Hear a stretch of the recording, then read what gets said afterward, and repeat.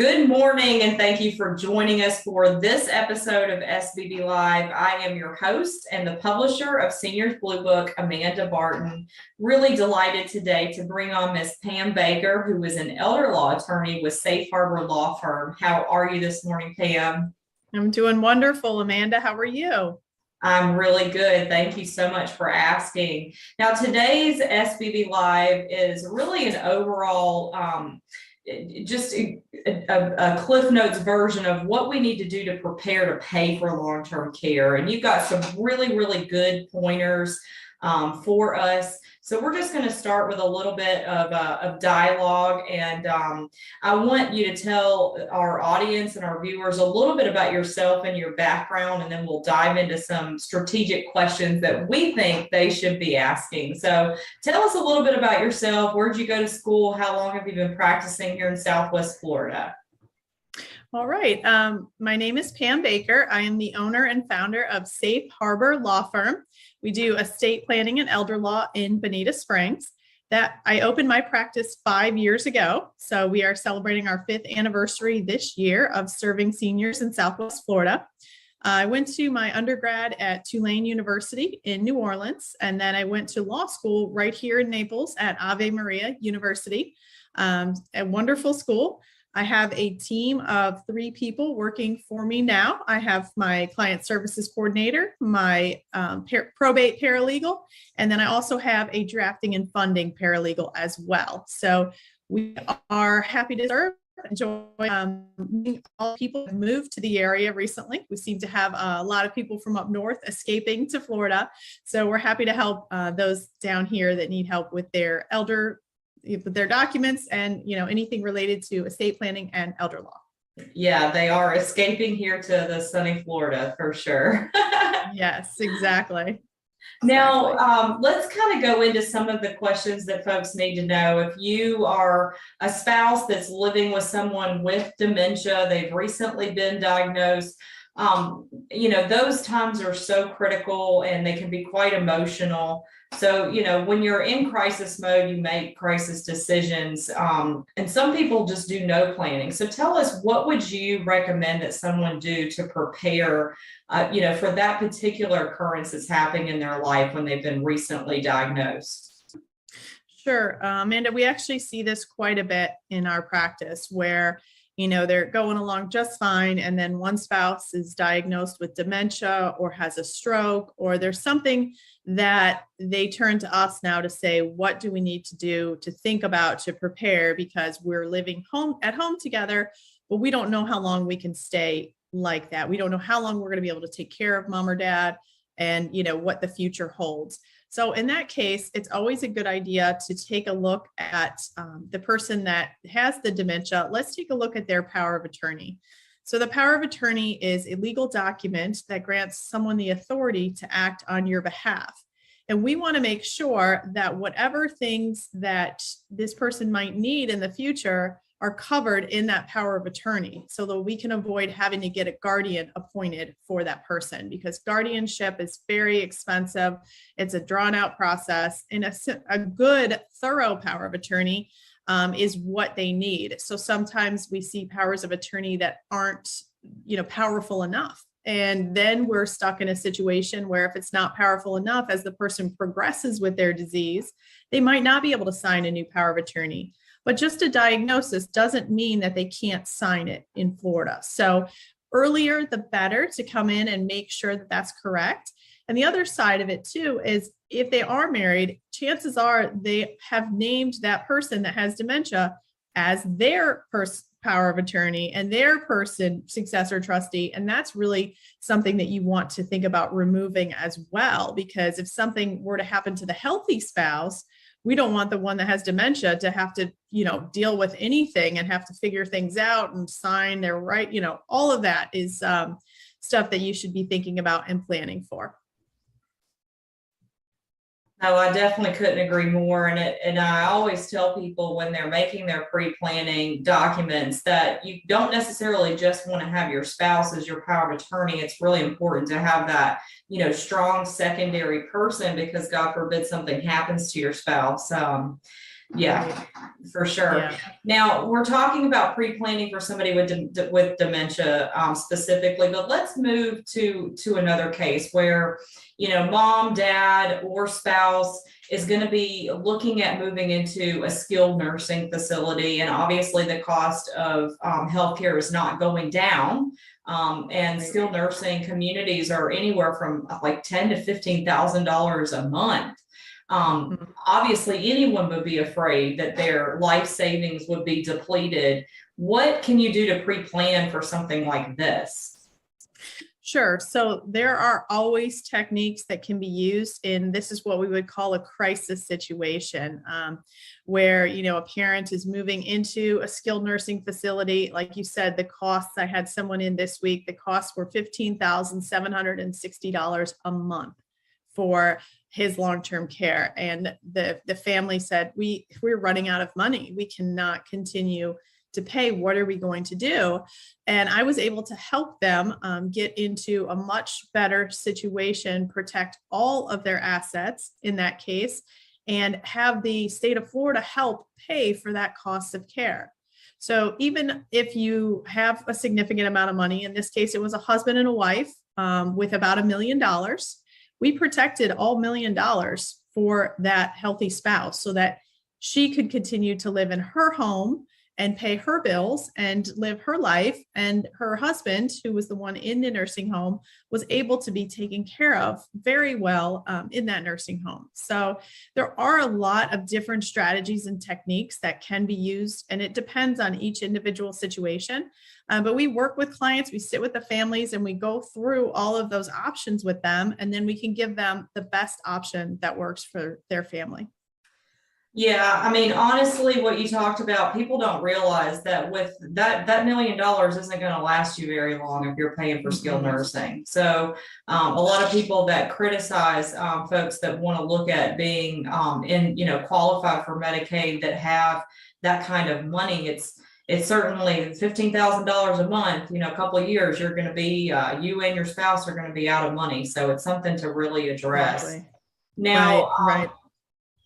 I want to stay on task with it. Is your home protected from nursing care costs? So again, that depends. Yes, if it's your primary homestead and the value of it is under the Medicaid limit, the equity in it, then it can be protected. The problem is a lot of times with a single person, if they go into a nursing home, that leaves the home empty. And the family still has bills to pay with the home. They still have, taxes and things like that. And, they often want to sell the home so that they can help pay for care. But as soon as you sell the home, it becomes an available resource for Medicaid. So again, there's certain planning techniques that we can use to protect the home.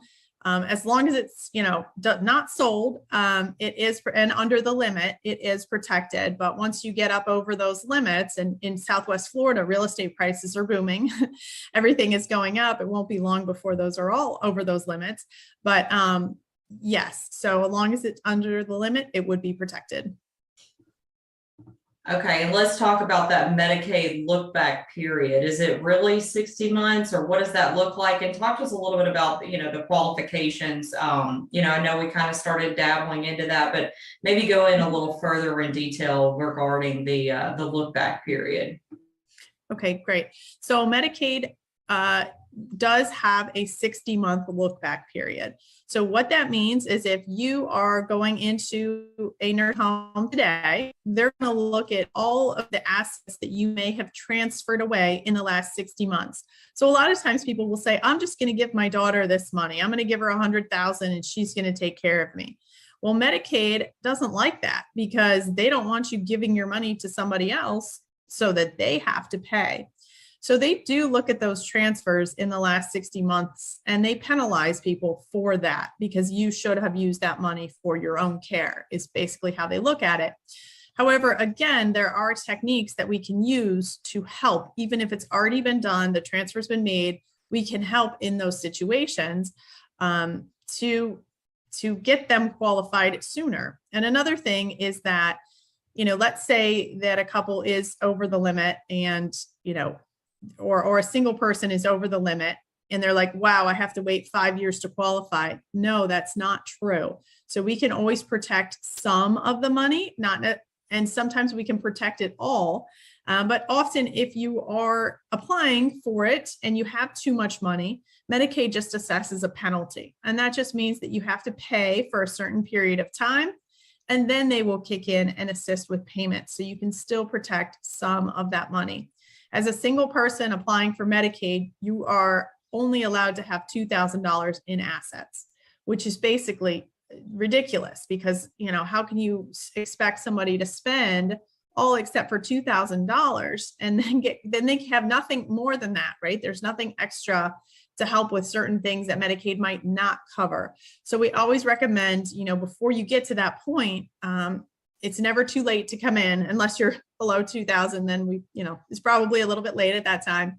But it's never too late to try and protect some of those assets and try and get some things moved into a bucket where your family has access to help with certain things, like if you needed a special eye surgery that Medicaid doesn't cover, then you need to have a bucket of money for those types of things. So I guess the summary of that is 60 months doesn't really mean you're not going to qualify for 60 months. It could be 1 month, it could be 12 months. It just depends on your specific situation. Yeah, and I think it's important. I think we'll wrap with this. I think it's important to talk about the distinction between a Medicaid diversion program and Medicaid in the long-term care setting, because you're still in an assisted living community, you're still responsible for that room and board, and it's going to cost more than $2,000 a month. So pre-planning for this is incredibly important, but people think Medicaid is just going to pay for their long-term care, and that's that. So talk to us about the differences between an assisted living Medicaid diversion program and your long-term Medicaid that we were just discussing. Right. So we were discussing skilled nursing. So in order to qualify for that, a person has to not be able to do 3 of the 6 activities of daily living, right? So walking, getting dressing, eating, things like that. And then medically, they can qualify. They also have to qualify financially. So that's a skilled nursing facility where they are in their full-time round-the-clock care. Most people don't start at that level. They start at assisted living. So they will go into a place that if you just paid for it, cash, you're looking at probably between $4,000 and $6,000 a month. And so it's less expensive than the skilled nursing setting. But in that case, first of all, there's a wait list for Medicaid. So the person has to apply, they get on this wait list, and then there is a priority system for getting their assistance. And that assistance, as you said, Amanda, that person still has to pay rent. So rent is going to be $2,000 to $3,000, $2,000 to $4,000, on a minimum level, depending on where you're looking. And then the cost of care is on top of that. So depending on the level of care they need, that could be $1,000, $1,200, $1,500, $2,000 a month for their medication management, taking care of them daily. So what we advise is to put yourself in a situation where you can get that Medicaid waiver, that cost of care covered. If you can protect your money, it will last so much longer in that situation because you can pay rent then. And then as you progress, you have it covered for the skilled nursing as well, where at that point, they will finally kick in and pay for your rent and everything in the skilled nursing facility. Exactly. And it's interesting because in order to qualify for Medicaid, you can't make more than $2,000 a month. And I'm going to tell you, as an expert in senior housing here in Southwest Florida, none of these communities are under $2,000 a month plus the care. It's you definitely have to pre-plan. You really, really do. So anyone that isn't a billionaire really should be looking at these programs. Just want to thank you so much for coming on the show today. I know your time is incredibly valuable. I can't wait to have you on for another segment because there's so much that we need to do to educate all of our people here in Southwest Florida. I was going to say seniors, but truly it's not. It's healthcare professionals, it's seniors, it's the entire group of folks that are looking for long-term care or should be looking for long-term care with their parents, their grandparents, really anyone. So just thank you so much. If you want to get in touch with Pam, click the chat above and we'll have you on soon again. Thank you so much.